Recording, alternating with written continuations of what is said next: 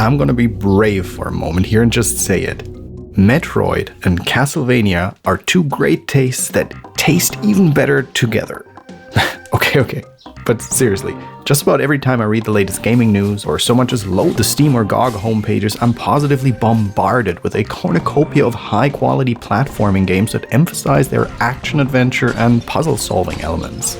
From the latest big-budget blowouts, all the way down to passion projects from tiny teams, the Metroidvania genre's special sauce blend of action, platforming, and exploration has made perhaps the most recognizable and enduring subgenre across the whole medium. Flavors of the month like the roguelite deck builder and open world survival crafting come and go, but the search action Metroidvania genre has been queen of the hill for decades now, ever since Samus Aran took her first power-armored steps into the alien labyrinths of Planet Zebes nearly 4 decades ago. It's a game genre that's so visually distinct and has such a strong set of core design principles grounding its identity that pretty much as soon as you see it, you know exactly what you're looking at. And that's triply true in the case of independent and AA games. Ever since the indie renaissance of the late 2000s and early 2010s, the Metroidvania has secured its place as one of the most popular and beloved indie game genres, and the go-to template for any small team attempting to craft their breakout release. So it's probably not that much of a coincidence that right as I was in the middle of editing my latest video about Castlevania II Simon's Quest, aka the great-great-granddaddy of all Metroidvanias, and preparing for my next video on the almost forgotten proto-Metroidvania that was literally released in the same month of the original Metroid, namely the Sacred Armor of Enteriad, the team at the Montreal-based Cut to Bits studio reached out to me and asked whether I'd be interested in covering their debut game, Venture to the Vile. Now, well before Cut to Bits got in contact with me, I'd already had my eye on this game for quite some time. Had it wishlisted for ages. I think the first time I noticed it and got really excited for it was when Wanderbots played it about 7 months ago. It's a very charming looking platformer set in a Victorian gas lamp metropolis with a strong 2.5D visual style that screamed McGee's Alice having a tea party with Rule of Rose. Absolutely my shit.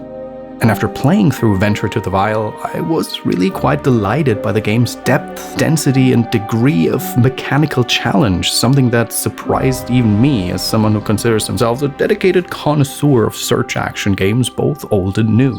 Venture to the Vile may not have been created by a broad, AAA-sized roster of developers with a quadruple A-sized budget to match, but the pedigree of talent behind this game clearly runs deep. The studio is comprised of a small but mighty team of devs who previously worked on big-ticket series like BioShock, Assassin's Creed, and Far Cry. So, as you may have guessed already, for full transparency, this video is sponsored by the devs at Cut to Bits, and if you've watched one of my previous sponsored review videos before, then you also know that I insist on a few very important ground rule requirements when it comes to videos like these. A, it has to be a game that I was already interested in playing and consider it covering, independently of any developer or marketer reaching out to me, or even so much as offering me a complimentary review key. B, it has to be a good or at least interesting game, one that I think is worth your time as a player and is worth my time to cover on my channel direction. And C, and most crucially, I get full editorial control over the content of the video, the script and the visuals. And that means no pre-written stenography full of studio-curated talking points and no pulling any punches when it comes to giving you my honest assessment of a game's strengths and weaknesses. All of that, in my opinion, should kinda go without saying, but you'd be shocked by how often YouTubers are forbidden from making even the mildest of criticisms as part of sponsorship deals, and how many agree to having their opinions bought. Anyways, I always highly respect the rare cases when developers reply to these requirements with, "No, we really are cool with you talking about this game freely without any gag order," because it shows a certain confidence in their creation. And indeed, we're here, so it means I found enough good things to say about Venture to the Vile, by a mile actually, in order for me to feel like it's a great fit to be covered on my channel. So buckle up. I'm gonna give you my pure, unadulterated, unfiltered, uncut, hands-on thoughts on this game so that you can decide whether you'd like to try your own adventure in search of the Vile. We'll cover everything that I think the game does well, and I mean do really well, along with a couple of points that I hope the devs address in the patches, and perhaps a future DLC expansion or sequel, and I'll give you my honest assessment of who I believe will have a great time with Venture to the Vile, and for whom I think it might not be what they're looking for. I want to help you make up your own mind about it through sharing my experiences with it. So, let's just start at the beginning. Right from the moment you hit Start Game, Venture to the Vile establishes itself as a different kind of beast. Where many modern Metroidvanias love to throw the player right into the thick of things, in medias res, the game's opening sequence is absolutely leisurely by comparison, giving you a fair bit of exposition and story background before the action gets going. It's your mask day, you little slug-a-bed, and Mom is doing her best to wake up Chrono as she tries to roust you from your slumber. And what exactly is Mask Day? Well, in this late 19th century alternate universe of Rainy Brook, where everyone wears anthropomorphic animal masks, it seems like it's some kind of birthday/naming day celebration for your younglings, another milestone on the road to adulthood. But crucially, Venture to the Vile doesn't explain this or really any of its other narrative conceits. Why does everyone in this world wear masks? Do they actually use apples to generate electricity, like Dr. Crow suggests? And what's the precise pathology of the titular plague of the Vile anyways?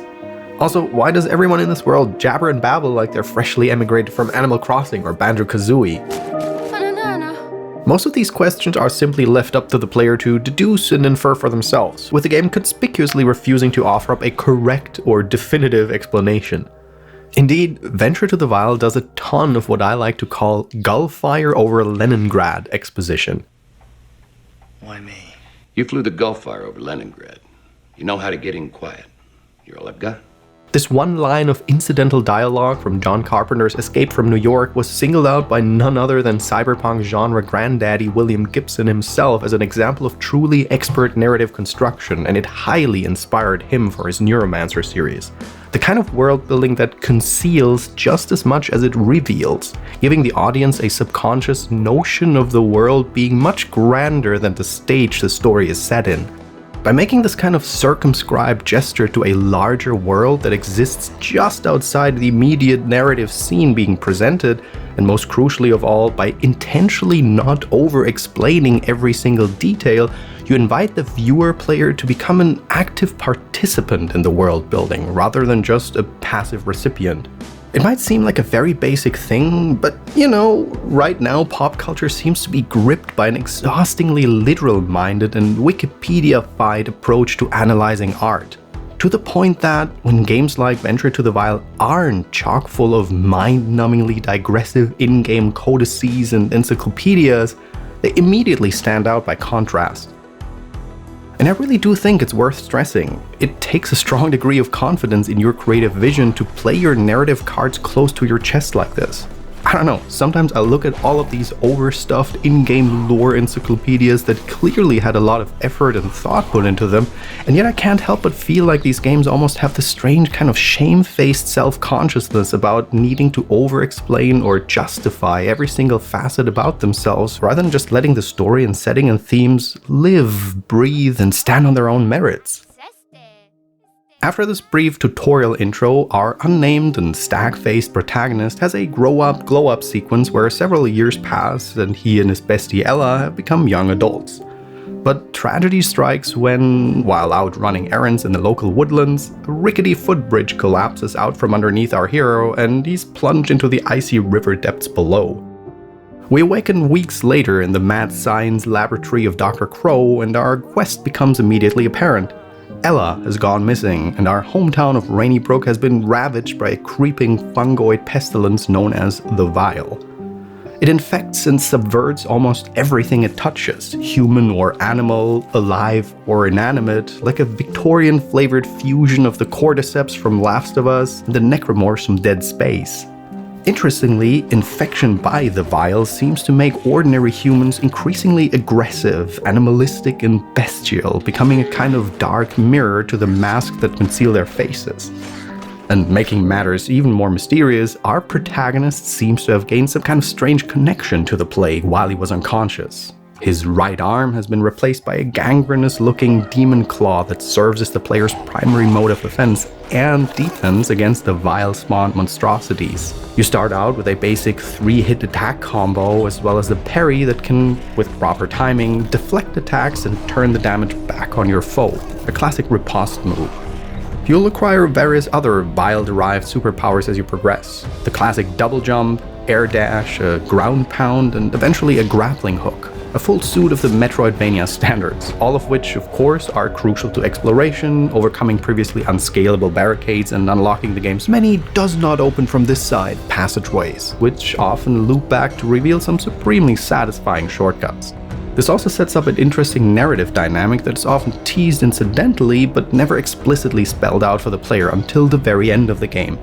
As you gain vile power, are you also losing what's left of your humanity? And for that matter, as you survey all of the half-sane animal-masked townspeople and mutated feral beasties around Rainybrook, you can't help but wonder, were you ever really human in the first place? Again, we're flying the Gullfire over Leningrad, pure and unadulterated. Mwah. As you make your first tentative forays into the vile-haunted streets of Rainybrook and its surrounding environs, you'll immediately get a feel for this game's unique form of 2.5D presentation. It's not the 2.5D in the sense of employing retro rendering smoke and mirrors like parallax scrolling or Mode 7 texture rotation and scaling like in ye olden times. Rather, the player character can explore across the width, height, and depth of almost every area of the game. Each stage has multiple layers of depth that the player can scoot between by moving up or down at certain fixed points, and you often must traverse back and forth between the different depth layers multiple times in order to fully explore the scene and progress onwards. This all creates a delightful kind of diorama effect where the 3D graphics and 2.5D movement work in tandem to make the player feel as though you're actually scrambling and clambering through a panorama of a miniaturized model town. Which more generally is quite a nice compliment to the game's unique art style visual identity, and it helps it stand out from its many Metroidvania contemporaries. The game already looked pretty good in screenshots to me, but I honestly was not expecting it to be so charming once you see it in motion and once you feel it in play. And the traversal has the knock-on effect of fostering a very compelling vibe of mystery and adventure in just about every new area you discover. Each new scene of Venture to the Vile is an interconnected spaghetti junction of crisscrossing paths that slowly unfold as the player traverses their length and breadth.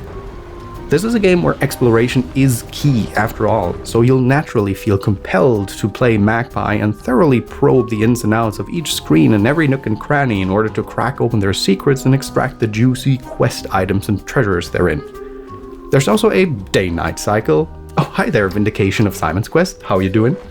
Where more powerful beasties come out at dusk, and certain NPCs and areas are only accessible during either day or nighttime. The game's drip feed of exploration and progression creates a compulsive and propulsive play loop, one that has its own kind of constant forward momentum that will make you want to keep playing, keep exploring, and keep vanquishing the vile hordes just out of sheer curiosity and the thrill of adventure. We really can't stop here. This is Vile Country.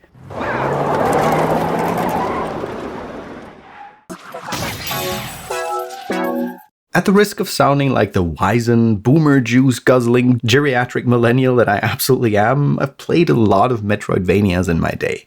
So I feel like I'm speaking from a position of lived experience when I tell you that Venture to the Vile is a true blue, thoroughbred, Metroidvania-ass Metroidvania, if that makes sense. For one thing, the game is way more challenging and cerebral than I expected from the somewhat cutesy aesthetic.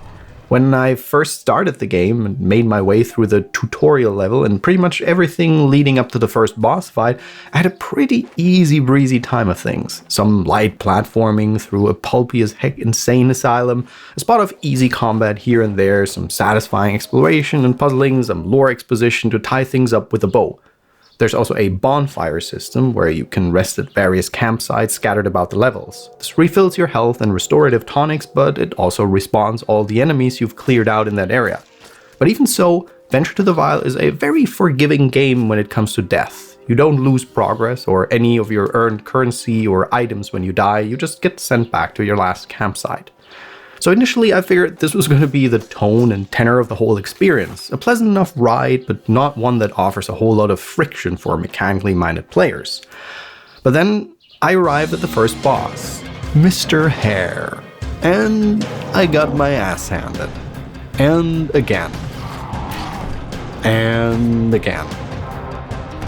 And again and again and again, and I thought, what is this difficulty spike? Okay, once the initial frustration was overcome, lesson was learned. Venture to the Wild is no pleasant cruise, and I needed to get good. Most pressingly, I needed to master that tried and true staple blessed to us by Daddy Alucard's Symphony of the Night, the Quick Step, which allows you to instantly leap backwards out of range of the vast majority of enemy attacks. The game gives you a quick hint for that right before you enter the boss fight with Mr. Hare for the first time. But since I had no place to practice it beforehand, I immediately forgot about it and got my ass handed multiple times until I eventually remembered, hey, wait a minute, they might have highlighted that one for a reason. And soon it also became apparent to me that I also needed to consider the hint that I had previously discovered in a lore note secreted away on the other side of the asylum. This bozo is incredibly sensitive to bright lights, loud noises, and sudden movement. Which means that when he's up in the rafters, winding up for his ultra-telegraphed yet seemingly possible to avoid meteor smash move, you don't need to try and dodge the attack indicator, which in this instance is there just as much to misdirect the player as it is to help you. All you need to do is keep still and you'll be able to dodge the attack every time reliably. Yeah, my face absolutely resembled the neuron activation meme as soon as I had this realization. Again, another chef's kiss moment of game design excellence that initially felt like a slap in the face. That was satisfying. This might sound like an out of left field point of comparison, but the very first thing that came to my mind as I was getting slapped around by Mr. Rabbit and then learned how to do it and suddenly it was easy and completely duh, was the ultimate progress gating roadblock of a boss in gaming. The infamous Matador from Shin Megami Tensei 3 Nocturne. The first time you play through the opening hours of Nocturne, you'll probably have the same reaction I did. Well, what's this about Nocturne being supposedly so hard? Me and my big beefy gamer brain have already got this game's number and I'm flying the Gulfire over this. But then the Matador literally appears out of nowhere and proceeds to effortlessly wipe the floor with you and your whole party. And so you must journey even deeper into the mechanics as you learn how to mitigate attack types, use buff and debuff spells, select the right party composition, and so on. Because the Matador fight, so infamous for the unrelenting brutal difficulty of SMT3, is actually a really easy fight, if you just use buffs and debuffs, and that's his whole purpose. Teaching players to use the tools the game provides and gating them until they learn this. In other words, you have to really start paying attention to just about everything the game is trying to tell you, and the experience becomes that much more manageable and through that more engaging and memorable for it. Like Matador, this tutorial boss of Venture to the Wild basically serves as a capsule/vertical slice of the entire play experience. You need to develop a hot hand for platforming and the various movement mechanics, you must master the parry and especially the quick step technique, and you also have to pay attention to the various helpful clues and signposts you'll uncover while exploring. And that is a huge part of what makes Venture to the Wild such a surprisingly well-designed Metroidvania and so compulsive to play. No system or mechanic exists in a vacuum separate from the others. The puzzling, platforming, and combat all form a web of virtuous interconnections which interact with and feed back into each other. The combat and progression mechanics are another great example of this. As you explore the world, defeat enemies, and complete side quests, you'll gather the upgrade currency Essence along with various crafting materials. These resources can then be used to increase your total health, boost the power of your restorative tonics, upgrade your movement and combat abilities, or even visit Mr. Badger's clothier and score yourself some swaggy new drip and drippy new swag. Well, like Venture to the Style, am I right? Oh, yeah, that was pretty bad. See, usually I absolutely loathe when games pad out the experience with massive brain synapse charred upgrade trees that gate core movement and combat skills behind arbitrary unlocks, not to mention the profusion of useless bonuses like +3 electricity damage against humanoids, but only when it's raining on the night of the full moon, that you gotta burn through until you get to the actually useful upgrades. Venture to the Wild, starkly in contrast to that, has a fairly well-considered and condensed set of upgrade trees, which are easily legible in the shape of an actual tree. Mind-blowing, I know. And each of the bonuses you unlock has a definitive place in the progression of the player's avatar strength and feels like a properly substantial upgrade to your abilities. Deal more damage, an extra attack added to your basic combo, pull off healing tonics faster, that kind of thing. It also serves as a kind of in-game difficulty slider, perfect for challenge runs. This game is already decently difficult, but if you want it to be even harder, well, you can just opt to not upgrade your skills, because none of these enhancements are required to beat the game. There's even a special unlockable prisoner's garb outfit that makes you take double damage if you really want to test your mettle. This upgrade system fosters a smooth and, again, very Metroidvania typical power curve that adds one more extrinsic factor for the player to keep exploring and progressing. By exploring, you earn more upgrade resources, which are used to improve your power and durability, which then allows you to explore even deeper into more dangerous areas, earning more materials to upgrade your powers even further, rinse repeat.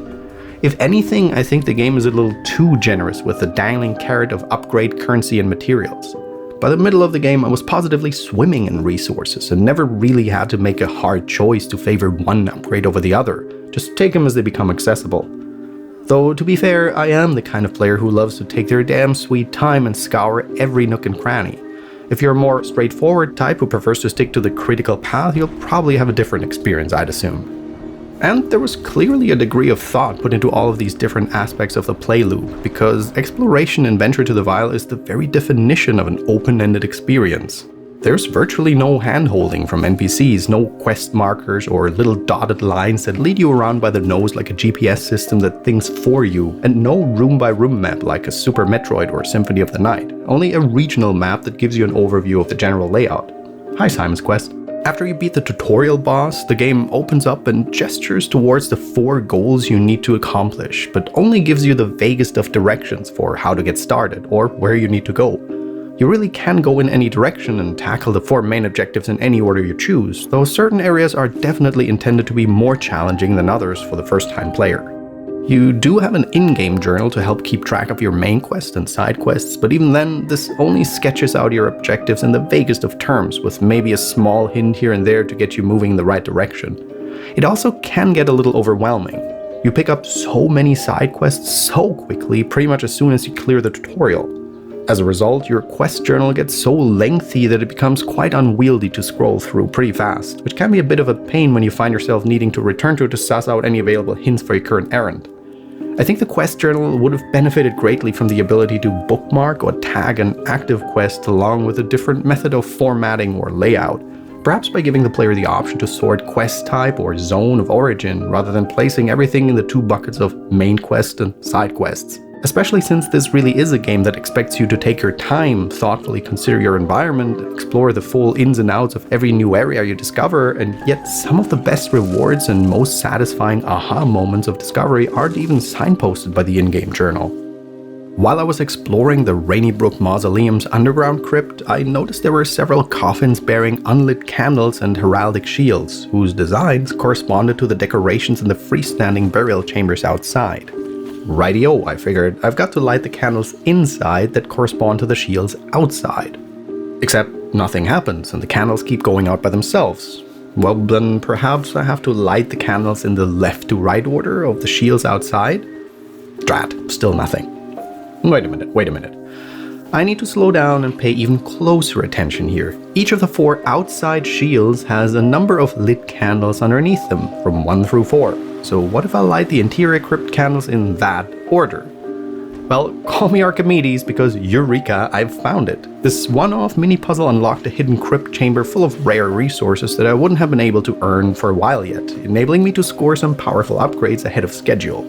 And again, none of this was relayed to me by any NPC or signposted by an in-your-face quest journal entry or objective marker. The game simply had the quiet confidence that I would observe the pattern, grasp the puzzle's mechanics, and then tinker in experiments until I arrived at the oh-so-satisfying conclusion.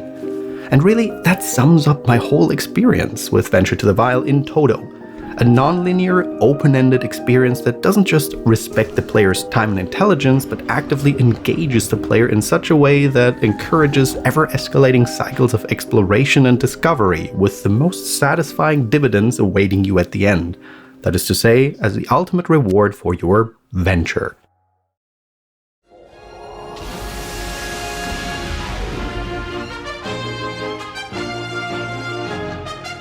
Have you been following the news out of the games industry for the last couple of months, or perhaps even years at this point? It's been an almost unceasing doom scroll of one bit of bad news after another.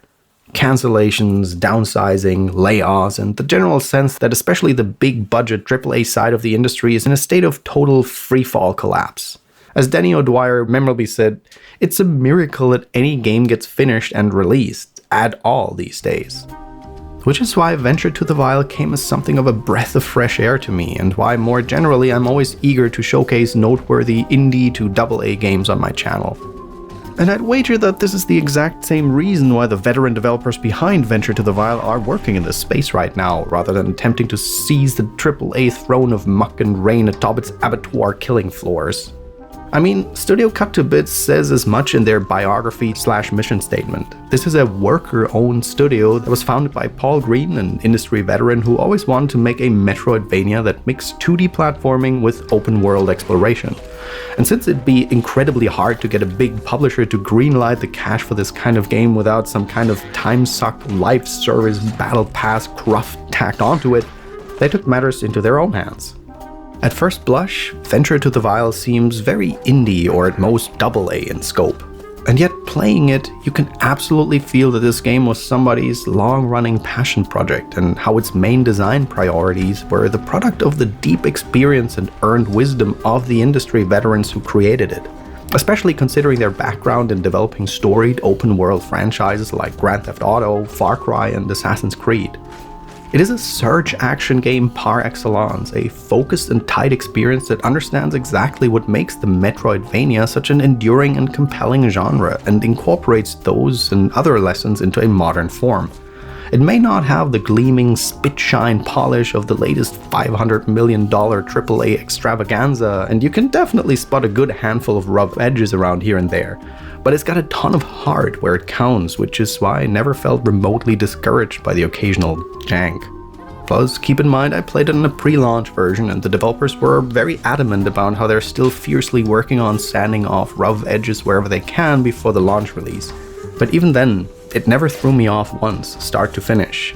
So yeah, Venture to the Wild was a great experience, front to back, and Studio Cut to Bits is definitely a dev team to keep an eye on going forward.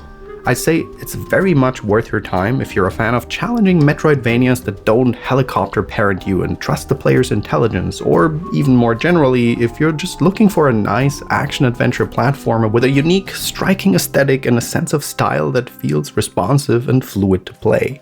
Head on over to the Venture to the Wild Steam page, buy it or add it to your wishlist, and hey, as long as you're at it, how about you join my campaign to finally get this medium to move beyond that ugly genre portmanteau of Metroidvania by assigning the Steam page one of those user-created tags for search action. Tell them Ragnar sent you. It won't mean anything to them and no one will care, but still, tell them all the same. Like I said at the end of my Simon's Quest video, we're gonna make this a thing. If this was your first video of mine, hey, I'm Ragnar, and on my channel I cover old games, horror games, indie games, and combinations thereof. Thank you so much for watching, and a huge thank you to all my Patreon and YouTube backers for their support. Until next time, ta-ta!